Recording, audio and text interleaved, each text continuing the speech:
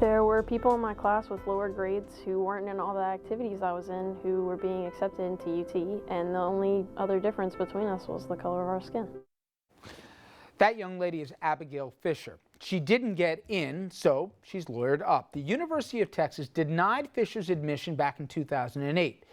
She since graduated from another school, but Fischer says race was a factor in her denial to UT, and the university admitted, in fact, that race is one of the things that it looks at in its admissions policy, and it's constitutionally allowed to do just that. Now, this case before the High Court could be a game changer for the issue when it comes to affirmative action. All right, hopefully I think we all agree that when we send our children to school, we want them to have as broad an education as they can have, not just in the classroom, but a diverse thing. A lot of people come, I remember hearing a relative tell a story where the first time he met a person of color was when he went into the Army, or the first time they met somebody that was of Asian descent was when they went to school. And I think sometimes we grow up in the metropolitan area. It's not like this everywhere in the country. That said, imagine if it's your kid that got turned away from the dream college of his or her choice because of the color of their skin. You got two terrific kids. If one of them were turned away with better grades because a Native American student with less grades, less extracurricular activities, less all the blank mail, would you say that's good for society? The college should be able to let in who they should and shouldn't want? Or would you say, time out here, my kid was profiled unfairly because she or he didn't fit the right demo they were looking for? I have to say that, first of all, throughout the centuries, that's exactly what occurred to people who were African American. They could not go work at certain places, couldn't work in any private companies, were basically limited to historically black colleges, had no difference what your background was, couldn't play sports, any of these things. But that being said, I would not feel good about it. I would want to make sure that my child was selected at least based on some objective criteria. But in all reality, every time anyone's admitted to college or anytime anyone's hired, there's an element of discrimination there. And discrimination not in a negative way, but it's choices that you're going to make. So you're going to sit down and you're going to pick one candidate over another. And the issue that always comes up in cases like these is it would be one thing if she was the second to last person that school was going to admit. She's not saying that. She's saying that I should have gotten in because there were black kids who got in, or maybe Hispanic kids, and in the school it was much more likely to be Latino students than African American. I think they're only 4.9% African American, but those kids shouldn't have been in. So to hear her tell the story, none of them were better than her, which I would tend to doubt is the case. Secondly, she's also suggesting that there was not one white student who's not as qualified as she was on paper.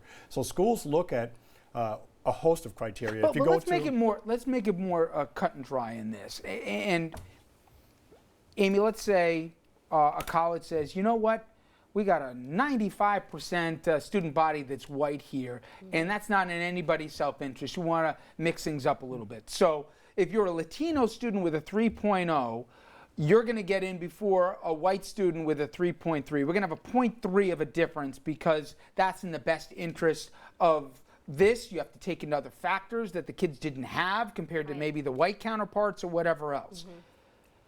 Should a school, or it's not just limited to schools, by the way, potentially this decision, but let's use college in this case. Should colleges be allowed to have that discretion, or by definition, is that racist? Well, this has been ruled on by the Supreme Court, and what you said is exactly right. There's a balancing test, and there has to be a compelling government interest, but the policy has to be narrow enough that it doesn't violate equal protection. And the reasons that you stated are reasons that were articulated by the court, and they said, listen, we want to break through stereotypes in college campuses. If somebody's a minority, we don't want them to feel like a minority, so there has to be a critical mass of students that represents that population.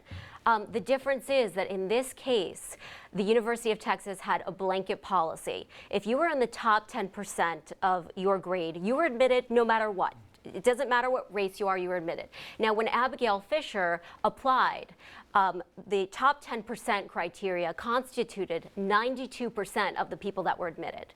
The other 8%, which Abigail Fischer fell into, that was determined, yes, based on race, but there were other criteria as well. So you could argue both ends of the spectrum. You could argue, listen, this test is too narrow because it only applies to 8% of the population, or you could say that it's sufficiently narrow because it only applies to 8% of the population. So you have an argument for affirmative action and against affirmative action. Other things they consider too is your income. For instance, in Michigan, which was the previous case the Supreme Court dealt with, they looked at whether you came from the upper. Bakke or? No, that was before. I'm sorry, Bakke was yeah, even yeah, before. right.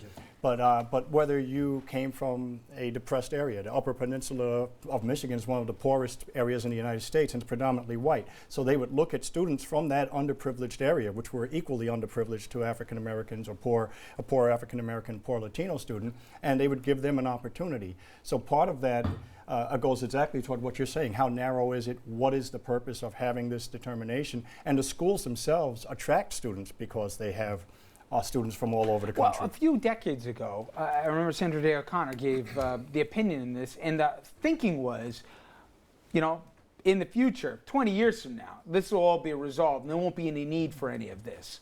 I don't think anybody's going to debate that that's been resolved in the last 20-something years, but listen, we got legacies going to college where kids are getting in because of the last name of the parent, or if mom or dad built a building or whatever else. Will we really potentially, could the court really level the playing field if they wanted to, and even that would go away? Or are they just going to make this race-based if they decide to rule? What's your thinking? Well, that's the insidious part of this argument that goes on. We don't address anything when a person is a legacy or when the parents have enough money to say, I'll pay full boat for the tuition, let the kid in. But we'll take kids now and we'll pit these kids against each other, where this girl, she thinks she's more qualified than some other kid who's 17 years old. That's the really sad part of this argument. There is no such thing as a even playing field when you're talking about kids. If you want to just judge kids by their GPA and their SAT and whether they're captain of the football team, fine. Well, that's the school system you're going to have. But each and every kid has a reason for getting into school. And it could be from the way they grew up, their socioeconomic background. All these things should be considered. It's not fair to have this debate. Jimmy, what's the potential consequences if the court says, you know what, no more affirmative action? You know what, you're on your merits. You're on your GPA, you're on your SAT, and I don't care if you're white, brown, black, purple, or orange. That doesn't matter anymore. It's based off the numbers and the numbers alone. What will be the consequences? Well, it'll never be based on the numbers alone, because the consequence will be, as Doug says, the legacy students will still get in. The people who have the connections will still get in. Theoretically, couldn't the ruling touch that too? I don't think so. Not this ruling, but you bring up a good point about Sandra Day O'Connor's decision and the fact that it's 20 years later, and the fact that this is the second time that this very case is going back up to the Supreme Court after the circuit twice said that the affirmative action was properly administered. They were told they didn't apply the right standard. They went back to them. They supposedly applied the right standard.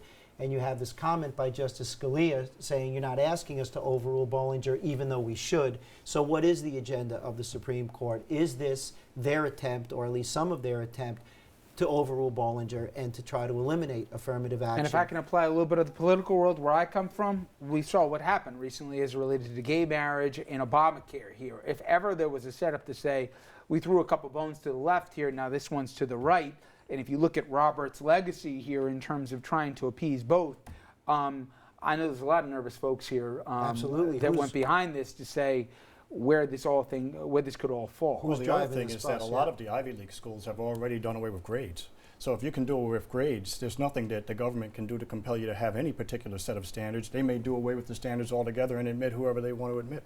But Justice Clarence had a dissenting opinion in this case when it was remanded, and he said, and you know, he's African American, and he was actually against affirmative action, saying that it's reminiscent of segregation. And he thinks that if people are admitted who, and it's not based on their academic achievement, they may be falling behind. Maybe they're going to have difficulty keeping up with the other students.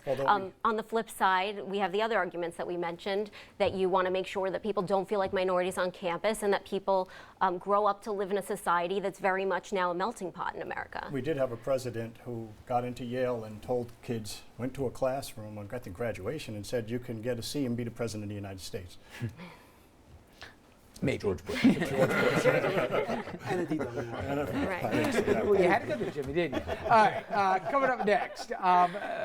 Listen, we've talked about Florida State football probably more often than almost any other school in this thing, but yet another football player at a hot water. But this time, he wasn't coddled by the administration. He was booted from the Florida State football team after this video surfaced. He also got arrested. But DeAndre Johnson's lawyer isn't just saying my client made a mistake and moving on. He says the woman on the video provoked him and hit him first. Does any of it matter? Can a man ever hit a woman? We'll get into that. Stay with us.